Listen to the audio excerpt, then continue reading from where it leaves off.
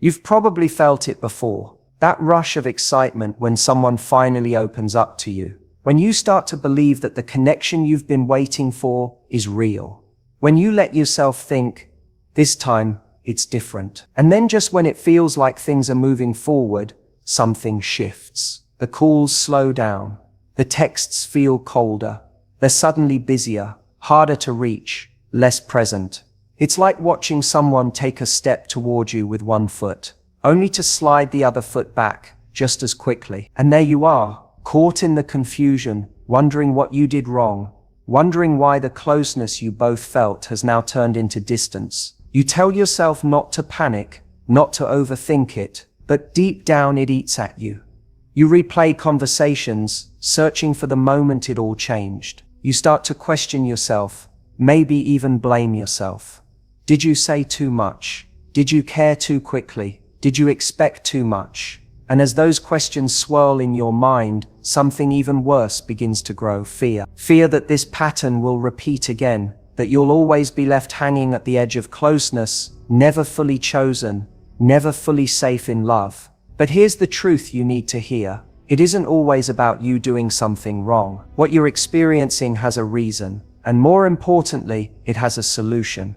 The pulling away after closeness isn't random. It's a pattern rooted in human psychology, in the way people process intimacy, vulnerability, and once you understand it, once you see the real forces at play, you'll stop feeling powerless. You'll start to recognize the signs for what they are, and more importantly, you'll know exactly how to respond without losing your worth, your peace, or your chance at real connection. The reason this matters so much is because closeness is where real love lives.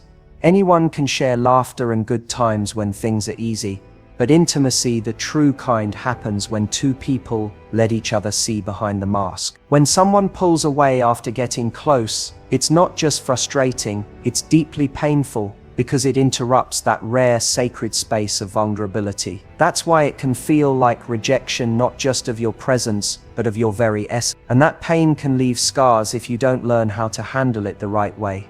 Think about it. How many times have you had something good starting to grow, only for it to slip away because you didn't know what was happening? How many times have you tried harder, chased harder, explained yourself, or bent yourself just to pull them back closer?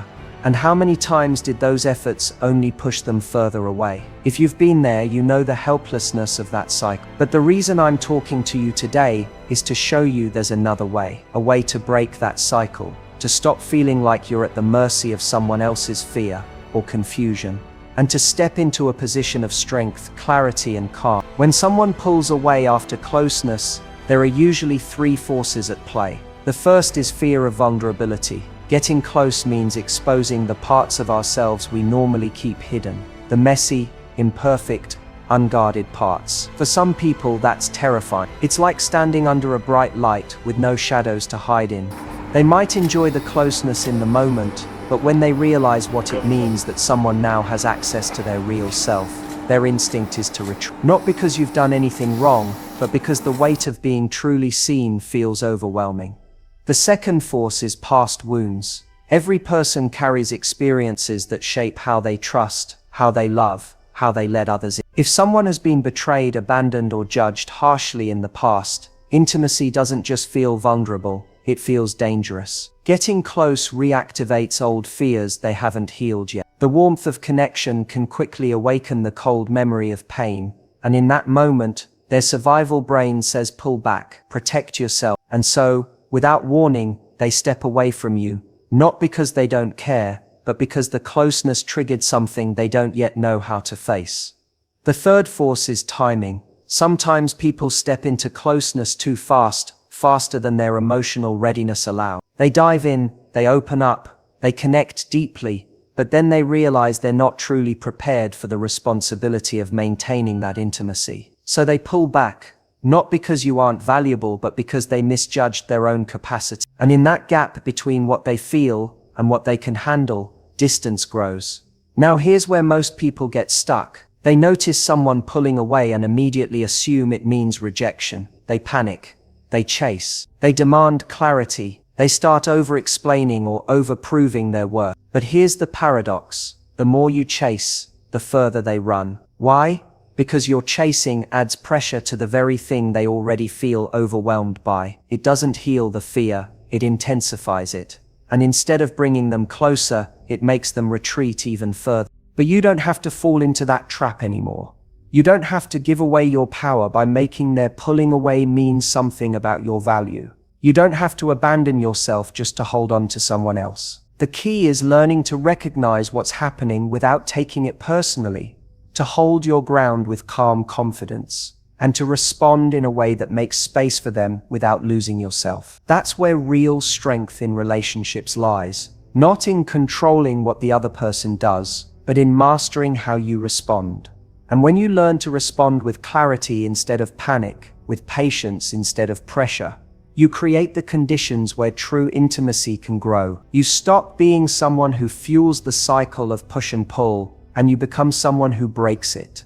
Imagine for a moment what it would feel like to finally be free of that panic, to no longer sit by the phone overanalyzing their silence, to no longer question your worth just because someone else feels afraid. Imagine having the calm confidence to notice their retreat and say, I see it, I understand it, and I know how to move through it without losing myself. That's the power you can step into once you understand this pattern and learn how to navigate it. And it starts by realizing this: their pulling away isn't the end, it's an invitation for you to rise, to show up differently, to hold the standard of connection you want without slipping into fear. If you can master that, you stop being at the mercy of other people's fears, and you start leading your love life with strength and clarity. Now that you understand why people pull away, the question becomes, what do you actually do in that moment? This is where most people either lose themselves or lose the connection, because the urge to react is so strong. When you feel someone stepping back, your instincts scream at you to pull them closer, to fix it before it slips away. But that instinct, while understandable, is often the very thing that breaks the bond. You see, when you chase, you're sending a hidden message that says, my peace, my security, and my happiness are all dependent on what you decide to do. And the moment someone feels that kind of pressure, they don't feel drawn back in, they feel trapped. The first step you need to take is counterintuitive. Instead of reacting to the distance with panic, you respond with presence. That means you don't rush to fill the silence. You don't bombard them with calls or texts. You don't launch into long explanations about how much you care or how hurt you feel. You take a breath, you ground yourself, and you remind yourself, this is about their fear, not my value. By doing this, you shift the energy immediately. You stop feeding the fear, and you create space. And space is the very thing that makes them feel safe enough to come back closer.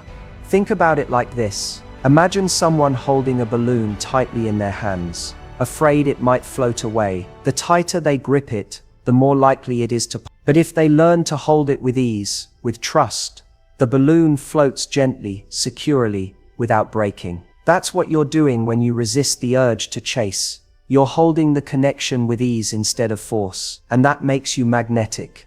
The second step is clarity. Distance creates confusion, and confusion creates insecurity. But insecurity is only dangerous if you allow it to control you. Instead of spiraling into self-doubt, you remind yourself of what's real. You bring value into this connection. You are not auditioning for love, you are offering love. That mindset shift changes everything. When you show up with clarity about your worth, you stop making their behavior the judge of your value. And here's the paradox. When you hold yourself in that place of clarity, they often start to feel safer returning to you, because your strength eases the fear they're battling. Now, clarity doesn't mean ignoring the distance or pretending you don't notice. It means you don't dramatize it. You notice the shift, you acknowledge it, but you don't give it the power to dictate your self-worth. Instead, you trust your center, and from that place you can communicate differently. Here's where step 3 comes in: invitation without pressure. When someone pulls away, it's easy to either clamp down with demands. Why are you being distant? Do you still want this? Just tell me what's going on. Or to retreat completely, shutting down out of pride. Both of these responses build walls. One suffocates the connection, the other abandons it. But the middle path is what actually works. You create an invitation for closeness without making it a demand. That might sound like, "I've noticed a little distance, and I want you to know I care about you. I'm here when you're ready to talk." Simple, calm, confident. You name the truth without accusation, and you leave the door open without forcing it. Why does this work? Because it communicates two powerful messages. One, that you're emotionally aware enough to see what's happening, and two, that you're strong enough not to collapse under it. You're showing them that closeness with you isn't dangerous. It's safe. You can handle the ebbs and flows without falling apart. And that creates the kind of trust most people don't even realize they're searching for. But let's go deeper, because I know the hardest part isn't knowing what to say. It's managing the storm of emotions inside you when this happens. The fear of losing them, the anger at feeling rejected, the sadness of being let down again. Those emotions are real, and if you don't manage them, they'll leak out in your actions, no matter how calm your words sound. So how do you handle them? You have to learn to regulate yourself. When you feel the panic rising, instead of letting it drive your actions, you pause and turn inward. You remind yourself, "I am not being abandoned, I am being given information. This distance is showing me something about where they are in their emotional journey. It's not evidence that I'm unlovable." This shift in perspective changes the whole experience. Instead of feeling like a victim of rejection, you start to see yourself as an observer of patterns. And the moment you become the observer, you regain your power.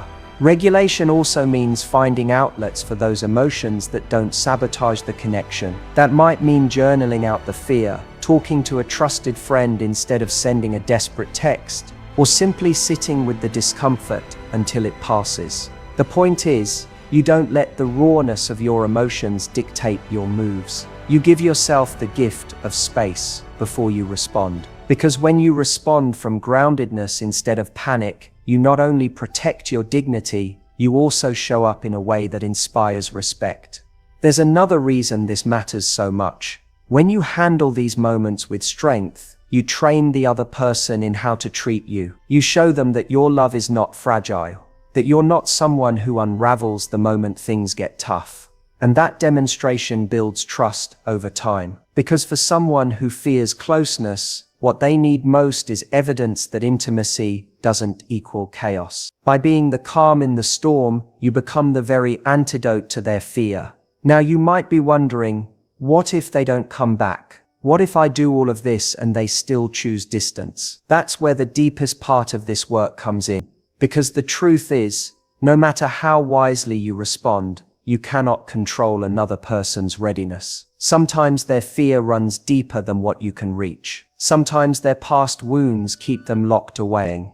And in those cases, your job is not to drag them back. It's to stand firm in your truth and let them go if they can't meet you. That's not failure, that's strength. Because the worst thing you could do is contort yourself endlessly just to hold on to someone who isn't ready to hold you back. And here's the paradox again. When you show that strength, when you show that you'd rather stand alone than shrink yourself for closeness, you become more attractive, not less. People are drawn to those who honor their own value. Even the ones who pull away often feel the difference when you refuse to chase. Your energy tells them, "I'm here, but I'm not going to lose myself for you." That kind of presence can often draw them back more powerfully than anything else. So the real question becomes, are you willing to trust yourself enough to hold that standard? Are you willing to lean into the discomfort of distance without rushing to erase it? Because if you can, you'll discover something powerful. You'll find that your worth doesn't rise and fall based on who stays close. You'll see that intimacy is not about gripping tighter. It's about creating the safety and strength that allows love to flow freely. And whether they step back in or walk away, you'll know you stood in your truth. That's the shift that turns these painful moments into growth. Instead of being the person who's always left confused, chasing and doubting, you become the person who holds their ground, who sees clearly, who acts with calm strength. And in that transformation, you not only change how others respond to you, you change how you see yourself. You stop living in fear of abandonment, and you start living in alignment with your deepest worth. There's something you need to understand about the moments when someone pulls away. They are not just tests of your patience, They are mirrors of your own relationship with love. How you respond when someone retreats reveals the depth of your self-trust. Do you collapse into fear, convinced that closeness always ends in loss? Or do you stand in your worth, reminding yourself that real love cannot be scared away by the simple act of breathing space? This is where the real growth begins, not in controlling their behavior, but in transforming your own response. When you learn to stand still in the face of someone else's distance, you're teaching yourself something vital. Love is not about constant reassurance, it's about resilience. Because closeness that's authentic will always ebb and flow. There will be moments of intensity and moments of retreat. If every retreat feels like abandonment, then you'll spend your life chained to But if you can hold steady, if you can welcome the ebb as much as the flow, then you'll unlock a kind of peace most people never experience. Let me give you an image. Imagine the ocean. The tide comes in, rushing forward, covering the shore with its full. Then just as naturally, it recedes, pulling back, creating space. If you judged the ocean by every retreat of the tide, you'd think it was leaving you for good. But you know better. You know the rhythm. You know that after it pulls back, it returns again. Relationships often carry this same rhythm. Sometimes closeness comes in waves, and your ability to trust the return is what keeps you grounded through the pullback.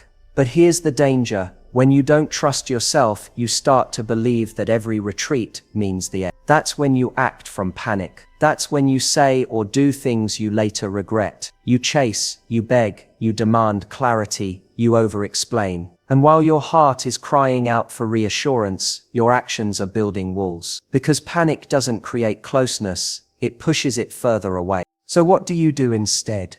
You remind yourself that your value doesn't shrink when someone needs space. Their fear is theirs to face. Their confusion is theirs to sort through. Your job isn't to fix them, it's to stay steady within yourself. That doesn't mean you ignore your feelings. It means you give your feelings a safe place to be expressed, without handing them over like a weapon. You learn to soothe yourself instead of forcing them to soothe you. And that shift is powerful, because it means you're no longer dependent on their every move to feel secure. Now let's talk about what happens when they do return. Because here's the truth. Many times people who pull away after closeness aren't trying to leave forever. They're testing the water.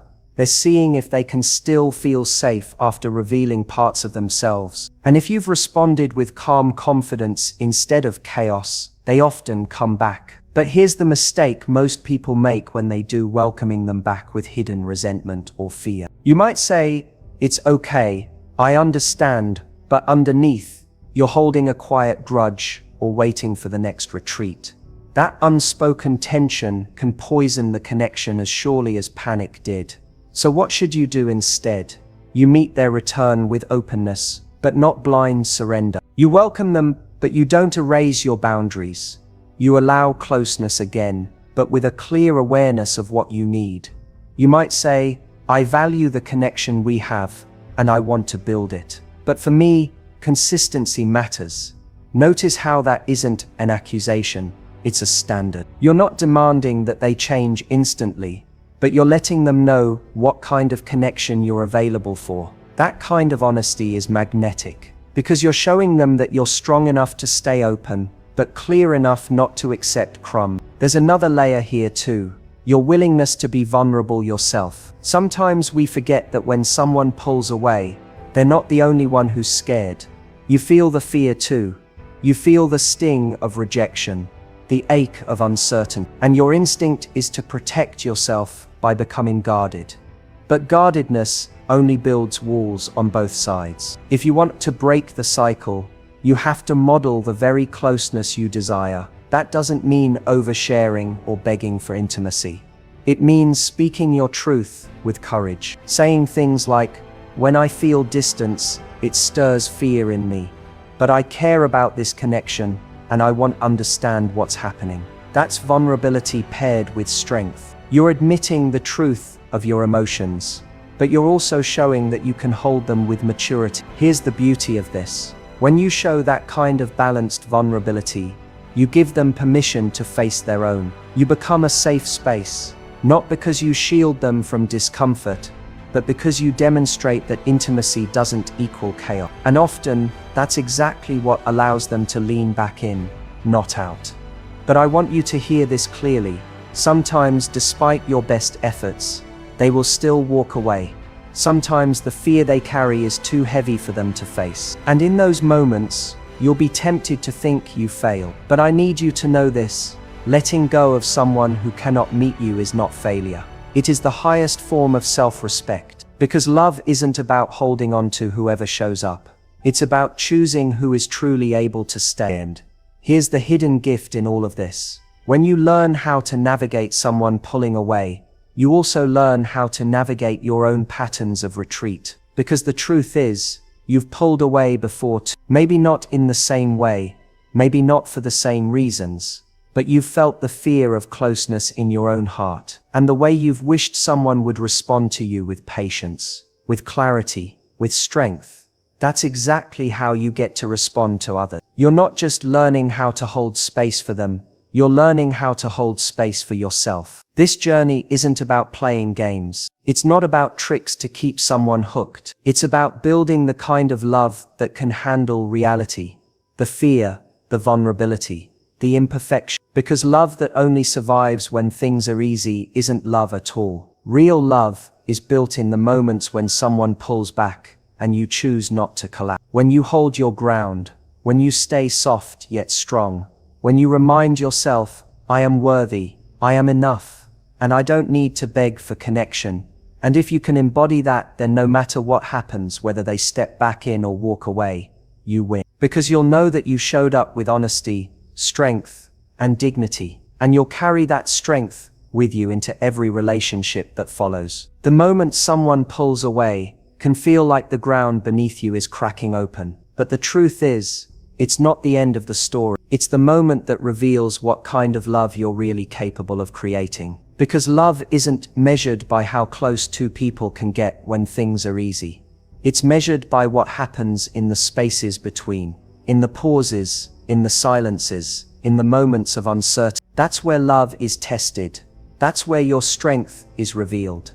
You've now seen that their retreat isn't always about rejection. Sometimes it's about fear. Sometimes it's about past wounds. Sometimes it's about timing. And while you can't control those factors, you can control what you bring to the moment. You can choose to meet distance not with panic, but with presence. Not with desperation, but with dignity. And that choice is what changes everything. Because here's the truth. Closeness doesn't disappear just because someone takes a step back. What disappears is your sense of safety when you haven't yet learned to hold yourself steady. And once you do, once you learn to ground yourself, their retreat no longer defines you. You stop being at the mercy of someone else's fear, and you start standing in the power of your own worth. That's the shift that not only protects your heart, but transforms the entire connection.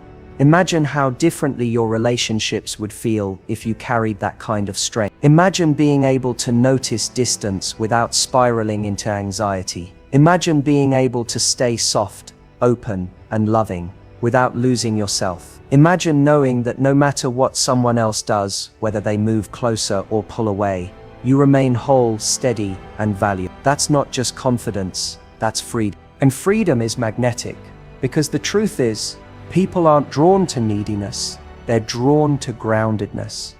They're not drawn to someone who clings tighter when fear appears.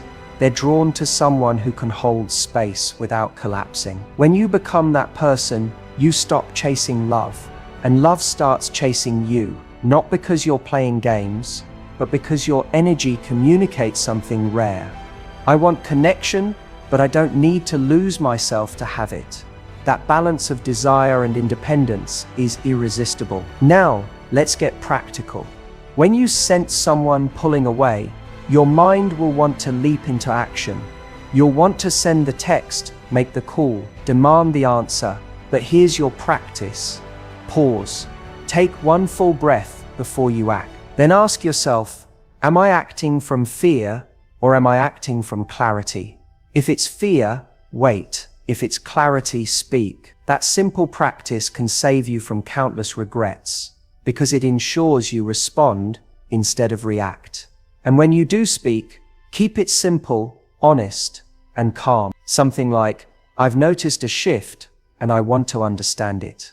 I value what we have. You're naming the truth, without attack, without drama. If they respond with honesty, you meet them with compassion. If they respond with avoidance, you give them space.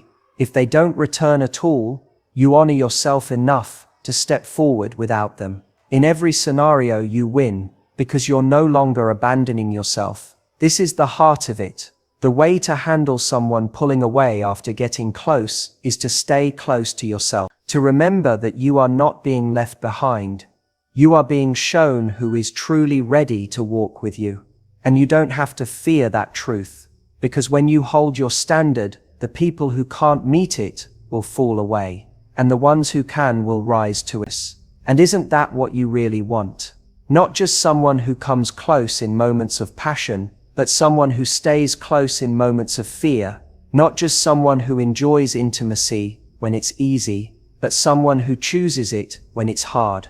That's the love worth waiting for, and you will never recognize it, never hold it, if you keep chasing after the ones who retreat without the strength to return. So the real challenge for you is this. Can you be brave enough to stop chasing and start trusting? Can you be strong enough to let distance reveal the truth, instead of rushing to erase it? Can you believe, even when fear whispers otherwise, that you are worth someone who stays? If you can, then you've already won, because you've stepped out of the cycle of panic and into the power of presence. And here's the most beautiful part. You don't have to wait for the right person to practice this. Every connection, every interaction, every moment of closeness and retreat is your training ground. Each time you resist the urge to chase, each time you choose calm over panic, each time you honor your worth instead of begging for it, you are building the muscle of love. You are shaping yourself into someone who will not settle for half-hearted connection, because you know you deserve the real thing. That's the path you're on. That's the reason this is happening to you. Not to break you, but to build you. Every retreat you've experienced, every time you've felt abandoned or confused, every tear you've cried after someone pulled away, it's all been preparing you for this moment. The moment you finally decide, I will no longer define myself by who stays or who leaves. I will define myself by how I show up, with strength, with clarity, with love that honors me first. And once you do that, you'll notice something shifts. You'll notice that the people who aren't ready for real closeness stop holding power over you. You'll notice that your fear of abandonment begins to fade. You'll notice that you feel lighter, freer, more magnetic. And you'll notice that the ones who are truly capable of deep love will feel drawn to you in a way that no panic, no chasing, no pleading could ever create. So the next time you feel someone pulling away after closeness, take it as a sacred reminder. A reminder that you have a choice. A reminder that your worth is not shrinking. A reminder that real love doesn't disappear. It reveals itself, either by showing you someone who is strong enough to return, or by clearing space for someone who will. And in that moment, instead of spiraling into fear, you'll smile, because you'll know you are not losing. You are learning. You are growing. You are becoming the kind of person who can hold true intimacy when it arrives. And that is worth everything.